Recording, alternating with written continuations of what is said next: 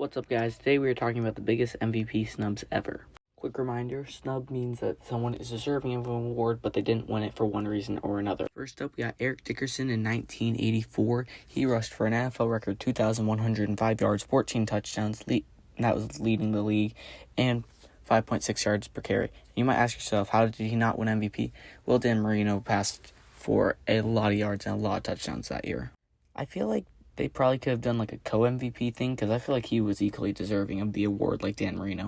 Next up, we have Drew Brees in 2011. He had league high in completions, percentage, yards per game, and touchdowns. He threw for a then NFL record 5,476 yards, all while completing 71.2% of his passes.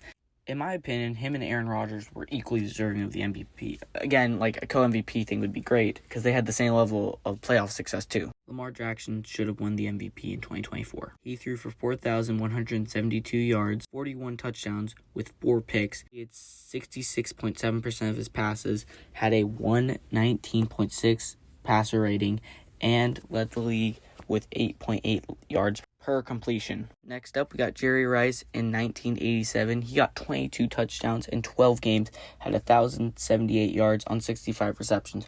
Honestly, he just should have won the MVP period in the strike shortened year, but they gave it to John Elway for some reason.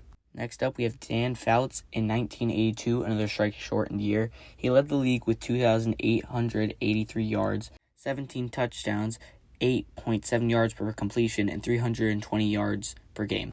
In 2014, J.J. Watt put on one of the most impressive defensive seasons ever. He had 20.5 sacks, 29 tackles for loss, 4 forced fumbles, 5 fumble recoveries, 1 fumble return touchdown, 1 pick and interception touchdown, and 3 receiving touchdowns as a tight end. And then we have Myles Garrett in 2025.